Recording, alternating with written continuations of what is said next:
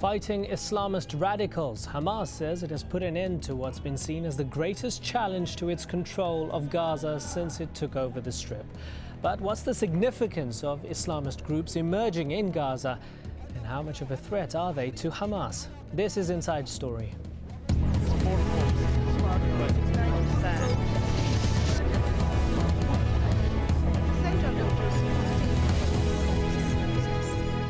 Welcome to the program. I'm Imran Garda. Is Hamas beginning to lose popularity with the people of Gaza? Well, the political and military group is being blamed for a rise in extremist activity in the territory. On Friday, one such group declared they wanted Gaza to become an Islamic emirate. They claimed Hamas was too liberal and demanded sharia law be enforced in the Strip. Within 24 hours, their leader, cleric Abdel-Latif Moussa, and a number of followers had been killed in a shootout with Hamas security forces, as Ayman Mohyeddin now reports. For several hours, he defied Hamas's de facto rule on the Gaza Strip. But in the end, as the gunfight continued through the night, Sheikh Abdel-Latif Moussa and many of his followers were killed. Now the Ministry of Interior is purging Gaza of his followers. We call on everyone who is connected with this man to turn themselves and their weapon in. Otherwise, they will be pursued and prosecuted legally. But on the Jund Ansar Allah's website, those killed were being eulogized, and the group vowed to avenge their deaths following the shootout with security forces belonging to the deposed Hamas government. The group had declared Gaza and all of Palestine an Islamic emirate and called on Hamas, which is itself an Islamic movement, to implement a strict interpretation of Islamic law, or sharia. That left Hamas with no choice because it was seen as a direct challenge to its authority, says political analyst Mkhaymar Abu Saada. Hamas is the sole legitimate power here in the Gaza Strip, and Hamas is not going to tolerate with any other group, whether it's extremist groups or secular groups, if they are trying to destabilize the Gaza Strip or destabilize the security situation here. In recent years, concerns were growing that such ideology that inspires attacks in Iraq and Afghanistan and draws foreign fighters from around the world was spreading among lesser-known armed groups in Gaza. And in June, the group carried out an attack along the border targeting an Israeli patrol. But such ideology has no place among the Palestinian people, claims Hamas, which says its struggle is one of national liberation and not a global confrontation with other religions or the West. I believe majority of the people rejects that kind of understanding of Islam, which is we tend to go to the extreme understanding and applying of Islam in lives. But there was an underlying political message to this operation that Hamas was delivering to the West, and particularly to the United States, which is engaged in a war against al-Qaeda. Hamas is trying to show the Americans and the international community that Hamas does not tolerate with extremist groups like al-Qaeda and other groups who might be a challenge to Hamas and other governments all over the world. It's unlikely that Jund Ansar Allah's declaration posed an immediate and serious threat to Hamas's control of the Gaza Strip. But the deposed government's operation highlights its willingness to use decisive force to deny such groups and ideology a base to launch what could become a more serious challenge to Hamas's authority and the broader Palestinian struggle. Ayman Mohyeddin, Al Jazeera, Gaza. And joining us today are our guests in Gaza, Ghazi Hamad, senior Hamas spokesperson; in Ramallah, Bassem Azbidi, political analyst at Birzeit University; and in Johannesburg, Naeem Jinnah, director of the African Middle East Center based in South Africa. Thanks a lot for joining us, all of you. Ghazi Hamad, if I could start off with you, why the need to crack down on this group so brutally? I think we started to talk to these people many times, and we tried to convince him by dialogue, by talks, because we think we are our brothers and neighbors, and we are Muslims, and really we never use violence against these people.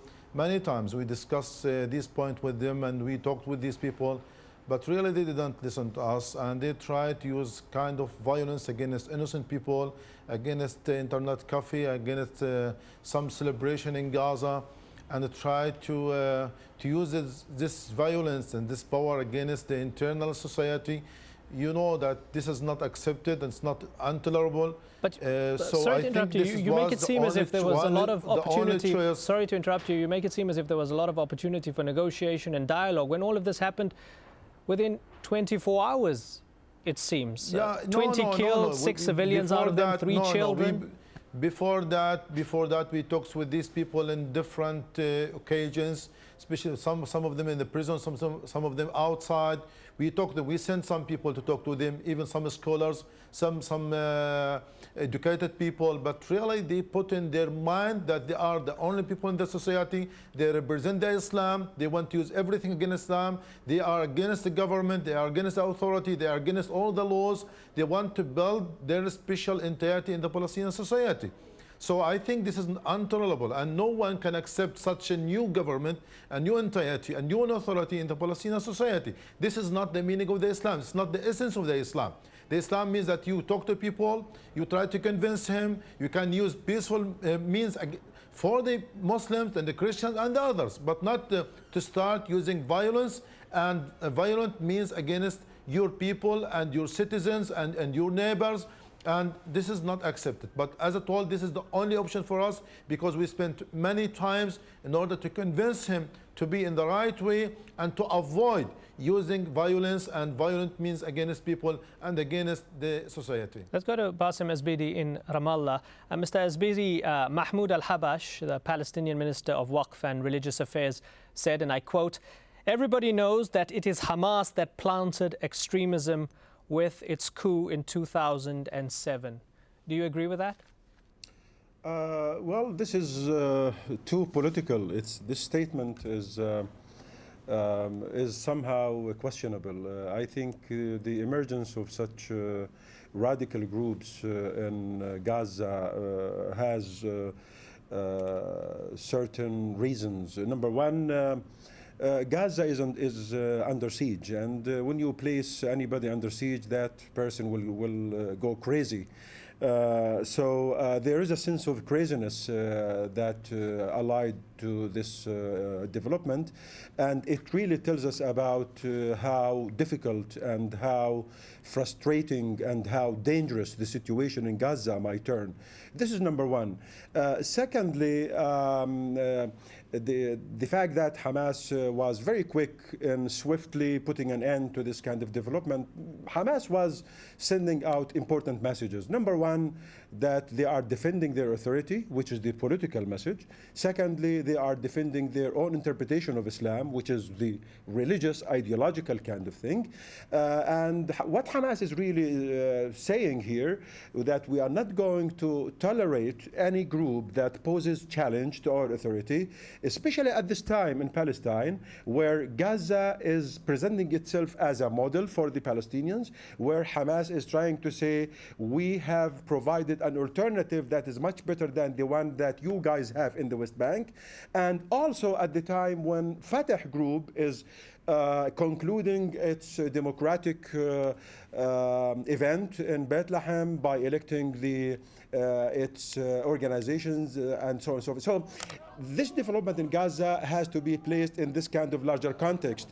I do not think that this group that Hamas had put an end to was born or was basically created by Hamas. I think it was created in order to oppose Hamas, in order to put Hamas in a difficult situation by saying that they are not good Muslims and they are not doing what should be done from their own perspective.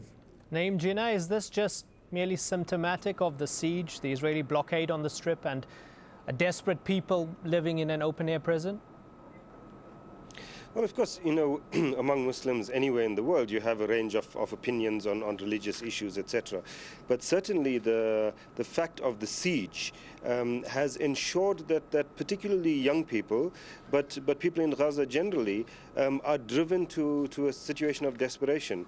And this means that in such situations of desperation, that many people often choose more radical paths.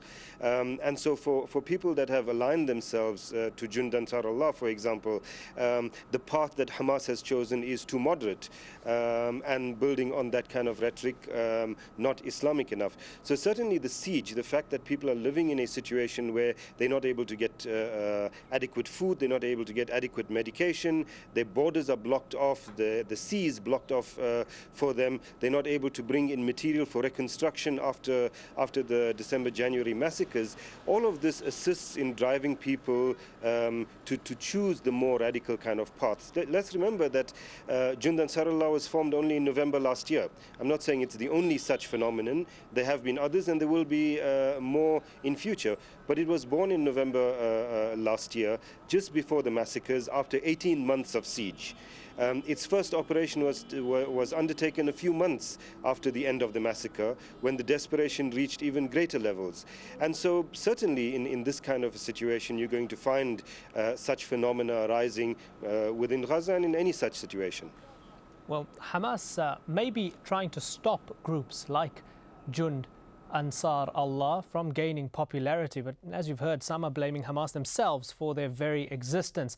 Since Hamas took control of the Gaza Strip in 2007, the people have been subjected to a stifling blockade by Israel, as was mentioned. Currently, the number of trucks carrying goods into the Strip is less than a quarter of what it was before the Hamas takeover, leading to shortages of many basic items. There are also tight restrictions on people's movements. Very few are allowed out of the Strip, leaving some feeling caged. This oppressive atmosphere has been identified by some as a reason for people in Gaza to look for alternative groups for action and leadership. Others have suggested it's a wider ideological battle that's led to a rise in the number of more extreme groups. We have some information about such small groups in Gaza. Jund Ansar Allah is one of them, biggest one. And in the past, we heard about another group called the Islamic Army of Gaza. And I think that what happened to Hamas in the last 2 years, I mean this pressure coming from some regional partners and some international forces, opened the door for such extremist Islamic groups to exist in Gaza. And as you saw and are seeing now, that such Islamic groups are criticizing Hamas because of its way to negotiate with the Israelis and with the Americans, and also because Hamas accepted democracy and accepted elections.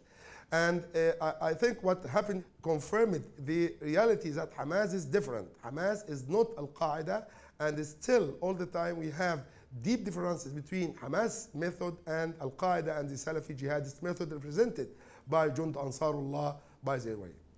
So with us, our guests. Let's go to Ghazi Hamad in Gaza. Ghazi Hamad, your full title as Hamas is the Islamic Resistance Movement. I put the emphasis on Islamic there for a reason. Your charter calls for all of historic Palestine to be a waqf, an Islamic waqf or trust until the Day of Judgment.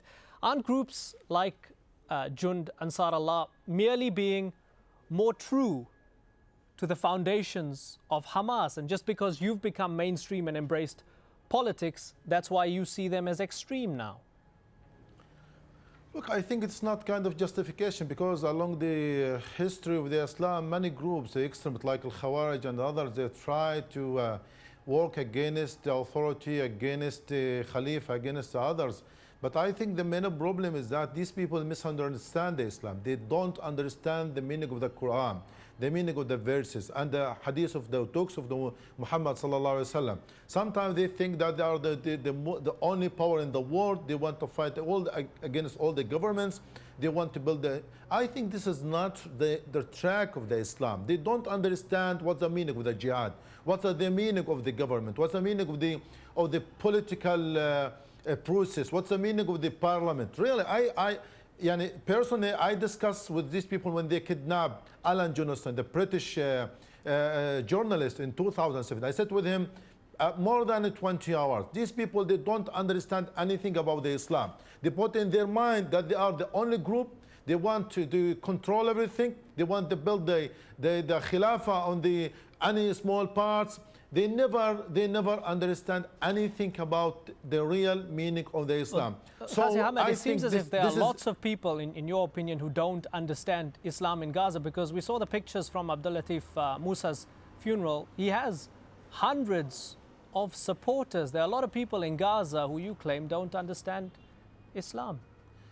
Look, I don't say this is a big phenomenon in Gaza. I think there are very smaller groups, and they are found in Gaza, they are found in the West Bank in different regions. But maybe in Gaza, because of the different factors like siege, like poverty, like other factors, I think these people, but I think they are very smaller groups. They are not one organization. Not all this Salafi, and most of the Salafi here in Gaza, they're against Abdel-Latif Moussa and his followers, and against his way. I think Hamas say all the time, we don't want to use violence against people. We try to guide him. We try to convince him. We talk to these people many times. We negotiated with them. We still believe that we represent the real meaning, the real picture of the Islam, which is based on the forgiveness, coexistence, and all the real meaning of the verses and the Quran and the Hadith of Muhammad sallallahu alaihi wasallam. So I think this is the center of the problem, that people try to understand the Islam, the Quran, according to their mentality. This is a big problem. So that means that jihad means that it is against the government, against Hamas, against even Fatah, against the authority. They don't understand what's the meaning of the jihad. So I call these people to read the Quran again, to read the talks of Muhammad again. We as the Hamas, we never, for example, we never try to use violence. Maybe the difference between Hamas and Fatah, it is a political conflict. It's not a religious conflict. So we try to negotiate. Till now, we try to negotiate with Fatah. We try to talk with interesting all the that you mentioned Fatah. factions. Sorry to interrupt you. I want to go to Bassem Esbidi. Interesting that Fatah is mentioned there. Bassem Esbidi, does all of this chaos in Gaza at the moment actually serve Fatah's interests? Well, definitely, this is very very good news for Fatah. It was an unfortunate occasion for Hamas to be in a situation where they have to deal with this very negative, very unfortunate development in Gaza, which basically raised questions about the standing of Hamas in Gaza, its internal harmony, its ability to convince those radicals, to articulate a persuasive discourse internally, to adopt policies and approaches that are convincing. On the other hand, here in the West Bank and for Fatah, the situation is very different. They are out of a conference that they are celebrating the fact that they were able to conclude the meeting of the 6th conference for the 6th Congress for Fatah, which basically created new bodies, new elements, new visions, new approaches, new policies. At least that's what they are saying. So these times are very good times for Fatah, and they are saying here in Bethlehem we are practicing democracy. We love Palestine. We want to do everything in order to get back to the stage and accomplish the nationalist version. It's also good for the Hamas image. On the other hand, image, Hamas is an emiss. It's also good for Hamas's image in many ways, isn't it? Because it's almost as if to say to the world, look, we're a nationalistic group fighting for statehood and liberation. You call us extremists, but if you want to see real extremists, these are the guys, not us. Absolutely, absolutely. I mean, they are putting their act together. They are presenting some kind of vision to the Palestinians. Of course, there are all sorts of criticism and shortcomings to what has happened in Bethlehem. But in general, this development has been perceived very positively among the Palestinians. And Fatah can say, okay, well, we are the good doers. We have determined to mobilize our ranks and to provide something that is more convincing, more appreciated by the international community, and more realistic. On the other hand, those Gaza people, the Hamas and others, they are engaged in this kind of debate with all my sympathy with my friend Ghazi Hamad. This kind of line, by really presenting them not understanding Islam which means there are others who do understand Islam. I think probably this kind of claim itself is not really helpful at this point, and I don't think it's the right entry to really handle this kind of situation. I mean, many other interests can really serve this purpose. For example, this phenomenon has to be understood also in the context of the overall social atmosphere and cultural atmosphere that has been created during the last 2.5 years, which basically it's the working of Hamas. I mean, the social policies. Let's get Ghazi Hamad to respond to that. Ghazi Hamad is also responsible for that. Ghazi Hamad, you helped create the atmosphere, the environment for these types of groups to flourish. That's the claim. How would you respond to that? No, look. According to 30 years, the age of Hamas all the time. Maybe from time to time there is some kind of clashes between Hamas and Fatah, but I think Hamas try to deal with people peaceful, all of people, and talk the real voice of the Islam. And people they here in Gaza and even in the West Bank and even the Muslim Brotherhood, we believe that we never use violence against the Muslims or against the citizens or against people. But sometimes you'll find some exceptions that some groups, some individuals, maybe sometimes some members of Hamas. But I think Hamas as a big organization, they never use violence, or we never think to use violence against people, because this is forbidden by the Islam. We try first of all to use your tongue and your talk, your negotiation, and your wisdom in order to convince people. And all people now here, as I said, forget that there is some kind of political conflict between Hamas and Fatah, but in general, I think Hamas try to deal with people peacefully without using any kind of violence. But these groups, these radical groups, from the first step, they want to use violence, they want to impose khilafah, to impose the laws and sharia by against the rules of Muhammad sallallahu alaihi wasallam. He started to talk to people, try to convince people, but these people, they put, as I said, in their mind that the violence and what's called jihad is the only way to impose the sharia. Okay, Naeem, Gina, Al-Qaeda number 2, Ayman al-Zawahiri, in a video about a year ago, criticized Hamas actually for going mainstream in accepting the rules of the democratic process or the democratic game, if you like. Does Al-Qaeda get a lot of support from the fringe of society for recruitment every time you have an Islamist group that embraces the political system? We saw in Somalia, for example, Sheikh Sharif Ahmed was the head of the Islamic courts, but the second that he held out the olive branch and became a part of the political system, he was immediately declared a kafir or an infidel by Al-Shabaab, and they fought him. So is it that these offshoots are a natural progression every time an Islamist group becomes a part of the mainstream? I think, Imran, that there's a problem when we kind of relate different contexts in this kind of way. I think the situation in Somalia is very different from the situation in Gaza. But to respond to your question, nevertheless, the Al-Qaeda kind of position is a very opportunistic one. And so their position is one of making declarations, of making calls on people, etc., and hoping that people would respond in that kind of way. And so in Gaza, you have a group of people who have, in a sense, responded to that kind of call, and by doing so have placed themselves in a particular position. Now, I must say that I think that Ghazi Hamad's characterization of the issue is somewhat arrogant. I don't think that the issue here is about whose understanding of Islam is right and wrong, or good or bad, etc. That's not the issue. The issue really is that you have a situation, and let me say as a preface that one of the problems in dealing with this situation from outside of Palestine is firstly the problem of the perspective of difference and the problem of the perspective of sameness.